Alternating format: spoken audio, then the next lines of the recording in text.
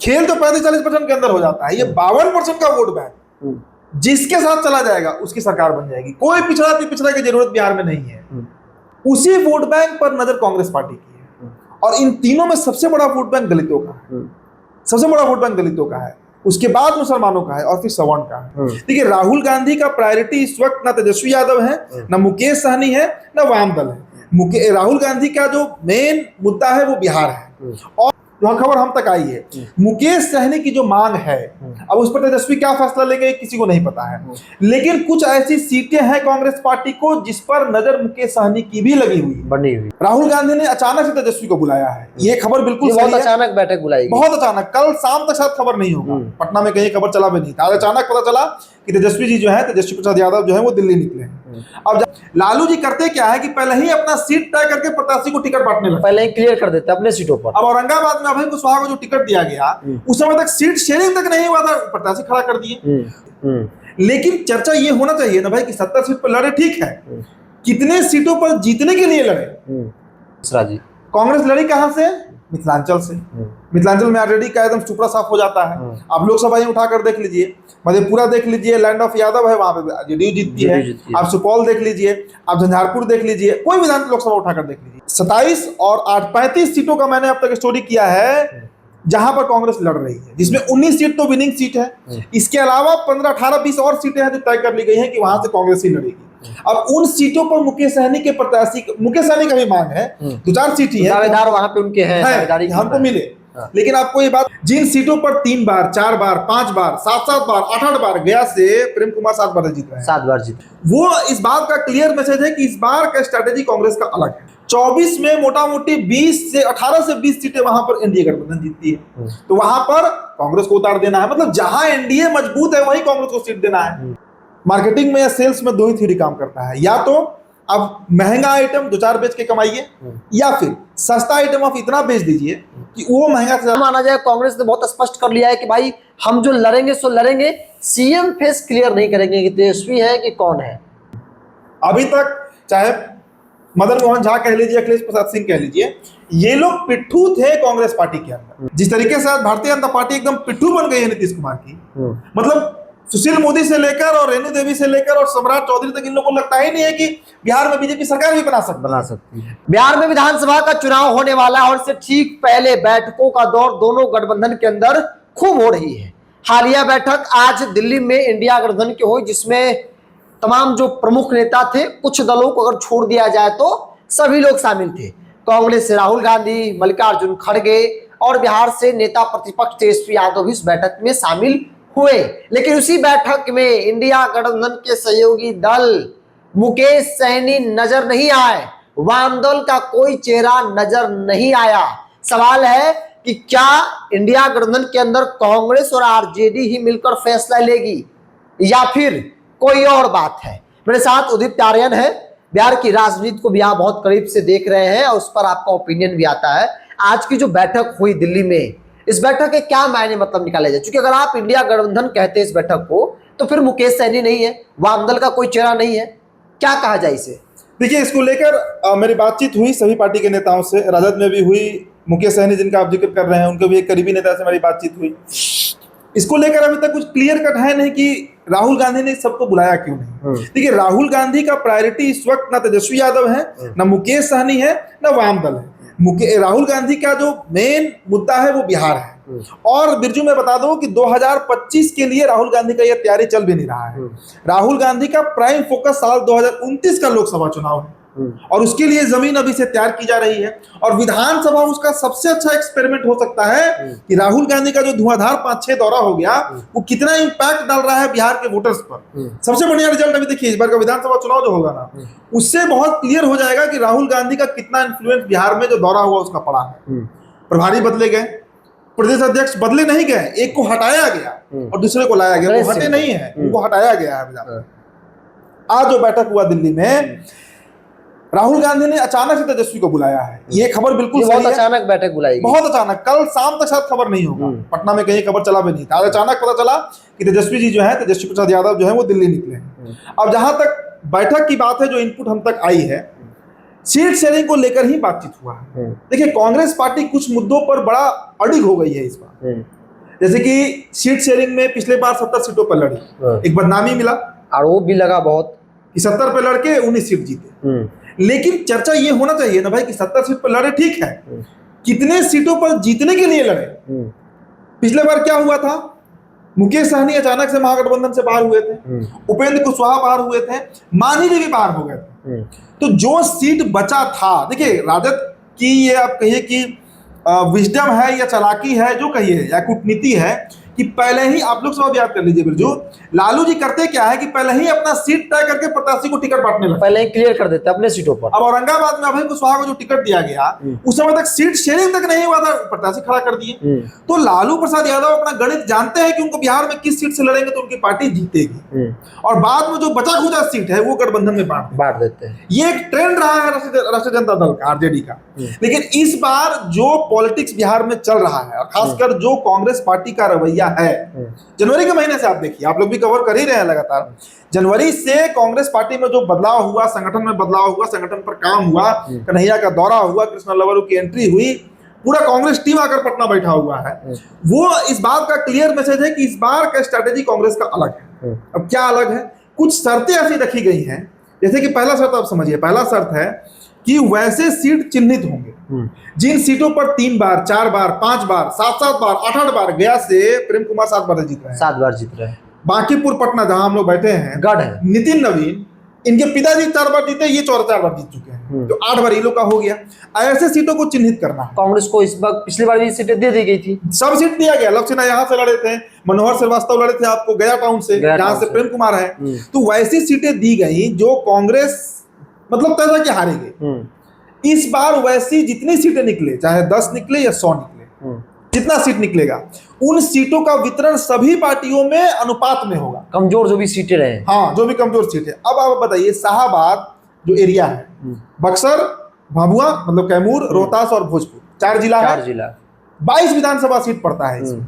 22 में पिछले चुनाव में महागठबंधन 19 जीती थी, और उसमें 2020 में कांग्रेस शायद ही 1 सीट पे लड़ी होगी, एक कराहगर पे लड़ी थी जहां से उनके प्रत्याशी जीते, मिश्रा जी।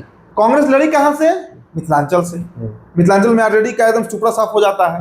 आप लोकसभा ही उठाकर देख लीजिए, मधेपुरा देख लीजिए, लैंड ऑफ यादव है, वहां पे जेडीयू जीतती है। आप सुपौल देख लीजिए, आप झंझारपुर देख लीजिए, कोई विधान लोकसभा उठाकर देख लीजिए, वही कैलकुलेशन विधानसभा में भी बैठता है। आप चंपारण देखिए, चंपारण में 24 विधानसभा सीटें हैं, पूर्वी और पश्चिमी चंपारण में, रक्सौल से लेकर बेतिया से लेकर सुगौली कह लीजिए, चिरैया कह लीजिए, ढाका, मधुबन, जितना सीट है 24 में मोटा मोटी 18 से 20 सीटें वहां पर एनडीए गठबंधन जीतती है। तो वहां पर कांग्रेस को उतार देना है, मतलब जहां एनडीए मजबूत है वहीं कांग्रेस को सीट देना है, और जहां महागठबंधन मजबूत है वहां से राजद लड़ जाती है।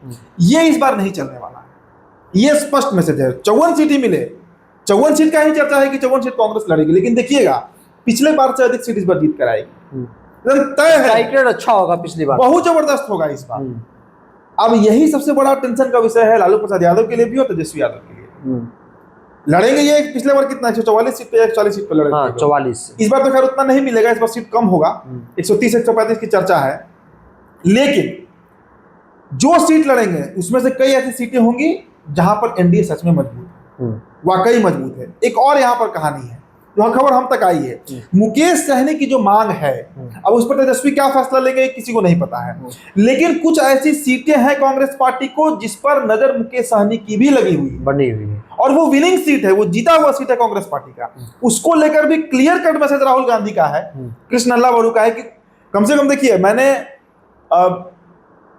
27 और 8 35 सीटों का मैंने अब तक स्टोरी किया है जहां पर कांग्रेस लड़ रही है, जिसमें 19 सीट तो विनिंग सीट है, इसके अलावा 15 18 20 और सीटें हैं जो तय कर ली गई हैं कि वहां से कांग्रेस ही लड़ेगी। अब उन सीटों पर मुकेश सहनी के प्रत्याशी, मुकेश सहनी का भी मांग है, 2-4 सीट ही है, दावेदार वहां पे उनके हैं, दावेदारी हमको मिले, लेकिन आपको ये बात बता दे रहे हैं कि कांग्रेस पार्टी वहां पर भी कॉम्प्रोमाइज नहीं करने जा रही है।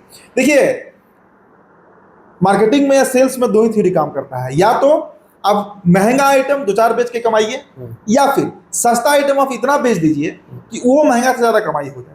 तो कांग्रेस का इस बार वही होगा, कम सीटों पर लड़ेगी लेकिन 19 से बहुत ज्यादा सीट इस बार जीत कर आएगी। ये एक सवाल मेरे मन में, जो कि आमतौर पे महागठबंधन के अंदर सीएम फेस को लेकर कई बार चर्चाएं होती है, कांग्रेस के नेता आधिकारिक तौर पे सार्वजनिक मंचों से एक बार भी ये कहते नहीं दिखे कि कि तेजस्वी यादव ही हमारे सीएम पे से होंगे। आपने कहा कि कांग्रेस 1% भी कॉम्प्रोमाइज करने के मूड में नहीं है, कांग्रेस 25 की तैयारी नहीं 29 की तैयारी कर रही है। तो क्या माना जाए, कांग्रेस ने बहुत स्पष्ट कर लिया है कि भाई हम जो लड़ेंगे सो लड़ेंगे, सीएम फेस क्लियर नहीं करेंगे कि तेजस्वी है कि कौन है। अच्छा, आप हमको एक बात बताइए, बिल्कुल कांग्रेस पार्टी 1990 के पहले लगातार सत्ता में रही, समीकरण क्या था उसका? सवर्ण, मुस्लिम, दलित, सिर्फ यही समीकरण था। उनके साथ ना पिछड़ा थे, पिछड़ा कोई वोट बैंक बहुत नहीं था। कोई कर्पूर ठाकुर के साथ गया, कोई किसी के साथ गया, वो वितरित वोट था, वो और वो डिस्ट्रीब्यूटेड वोट था। अगर कांग्रेस पार्टी ये मांग कर दे कि दलित सीएम बिहार में बनाइए, या आपको एक और हम उदाहरण देते हैं, एक हाइपोथेसिस मान लीजिए, अगर राजद से 10-15 सीटें कम ही कांग्रेस रही, मात्र 10-15 सीट, पिछले बार तो क्या हुआ, 80 सीट राजद जीत गई और 20 के अंदर ये लोग सिमट गए, तो कुछ कहना है कि बोलना ही नहीं था, ताकत ही नहीं था विधानसभा में, तो बोलेंगे क्या? सरकार तो वैसे भी नहीं बनी थी कि सरकार गिरा सकेंगे ये लोग।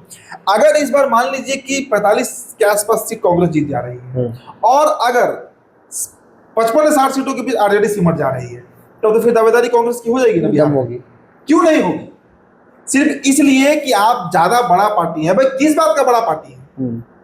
आप वैसे सीट चिन्हित करके लड़ते हैं जहां पर जीत सुनिश्चित होती है महागठबंधन, बिना पूछे कई बार क्लियर कर देते हैं। देखिए, ये एक नया कांग्रेस है। मैं मानता हूं कि कांग्रेस का रिवाइवल का समय है। अभी तक चाहे मदन मोहन झा कह लीजिए, अखिलेश प्रसाद सिंह कह लीजिए, ये लोग पिट्ठू थे कांग्रेस पार्टी के अंदर। ठीक है, स्पष्ट समझना होगा, एकदम ये लोग पिट्ठू वाला काम कर रहे थे। जो लालू जी तय कर देंगे सब में हामी।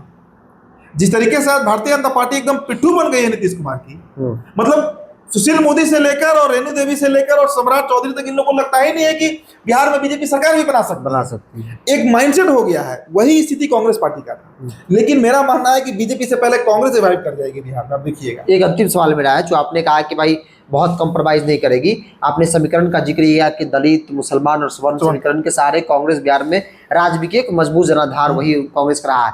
क्या लगता है, चूंकि राहुल गांधी संविधान और लगातार दलित महादलित की बात इन दिनों कर रहे हैं, अभी दशरथ मांझी का उन्होंने घर भी बनवाया, तो एक उस समीकरण को साधने की कोशिश कांग्रेस कर रही है बिहार में, मुसलमान, दलित और सवर्णों को के सहारे जो कमबैक करने की कोशिश में लगी हुई कांग्रेस। अच्छा, बिहार में सवर्ण मैं जाति जनगणना की बात करता हूँ, सवर्ण कितने प्रतिशत निकले थे? 15.52, 15.5%। मुसलमान कितने निकले थे? 17.5%। कितना होता है जोड़कर? 33%। अनुसूचित जाति कितना है? 19%। 33 में आप 19 जोड़ लीजिए, हो जाएगा 52। 40% में तो सरकार, 35% तो सरकार, 35 से 38%, 37.26% पिछला बार एनडीए गठबंधन को था और 37.1% महागठबंधन को था। सरकार बन गया। खेल तो 35-40% के अंदर हो जाता है। ये 52% का वोट बैंक जिसके साथ चला जाएगा उसकी सरकार बन जाएगी। कोई पिछड़ा की जरूरत बिहार में नहीं है। ये बात नोट कर लीजिए, किसी पिछड़ा की जरूरत नहीं है। उसी वोट बैंक पर नजर कांग्रेस पार्टी की है और इन तीनों में सबसे बड़ा वोट बैंक दलितों का है। सबसे बड़ा वोट बैंक दलितों का है, उसके बाद मुसलमानों का है और फिर सवर्ण का है। उसी को रिवाइवल में कांग्रेस पार्टी लगी हुई है। और ग्राउंड की जो स्थिति है बिरजू, वो यही है कि अगर ये वोट बैंक शिफ्ट करेगा, जो धीरे धीरे ही पेनिट्रेट कर रहा है लेकिन कर रहा है, शिफ्टिंग शुरू हो चुका है, तो ये सबसे बड़ा नुकसान अगर बिहार में किसी को पहुंचाने जा रहा है तो मुस्लिम के दृष्टिकोण से देखे तो राजद को, और सवर्ण के दृष्टिकोण से देखे तो बीजेपी। और दलित के दृष्टिकोण से भी देखें तो फिर भी एनडीए तो वहां डाउन हो रही है, पूरी तरह डाउन हो रही है। भाई दलित किसके वोटर रहे हैं? पिछले 20 साल से किसको वोट देते आ रहे हैं? लोकसभा में अगर बीजेपी यहाँ पर 40 में 39 सीटें जीती तो बिना दलित वोट का थोड़ा जीती हो? नहीं जीती, सही बात है। इस बार भी अगर लाज बच गया बिहार में, एक बार दलितों ने हाथ उठाया, इस बार पिछले बार 24 के लोकसभा चुनाव में, तो यूपी में साफ हो गई भारतीय जनता पार्टी। और जो माहौल दलितों के बीच भारतीय जनता पार्टी यानी सरकार के खिलाफ बन रहा है, उसका फायदा भी कहीं ना कहीं तो मिल ही सकता है कांग्रेस पार्टी को। बिल्कुल मिल सकता है। देखिए, एक टर्निंग पॉइंट पर बिहार की राजनीति इस वक्त आई हुई है। अब चुनाव के बाद हम लोग बैठकर विश्लेषण कर पाएंगे कि वो कितना असर डाला, ये कैंपेन, ये प्रचार, राहुल गांधी का धुआंधर दौरा, नरेंद्र मोदी का दौरा, और ये पूरा जो तामझाम चल रहा है राजनीति में, इसका क्या इम्पैक्ट। तो चलिए, कांग्रेस पार्टी एक नए समीकरण क्या कहे, अपने पुराने समीकरण में कमबैक करना चाहती है और बिहार की राजनीति को एक नए प्रयोग के तौर पर भी कांग्रेस पार्टी देख रही है कि भाई इस बार प्रयोग करते हैं, सफलता मिली तो 29 बहुत दूर नहीं है, 29 में निशाना बहुत सही जगह पर लगेगा। अब देखने वाली बात है, उन्होंने कहा कि भाई एक ऐसे मोड़ पर है जहां से कुछ भी हो सकता है और कोई पिछड़ा बहुत बड़ा मैटर नहीं है। अगर ये 52% वोट बैंक के सहारे कांग्रेस पार्टी अगर अच्छे से रणनीति बना लेती है, उन तक पहुंच जाती है, तो सत्ता कांग्रेस के लिए बहुत बड़ी बात नहीं है। आप क्या मानते हैं? आप भी अपनी राय को कमेंट्स बॉक्स में रखिए। इस पूरी रिपोर्ट बताइए। बहुत बहुत धन्यवाद।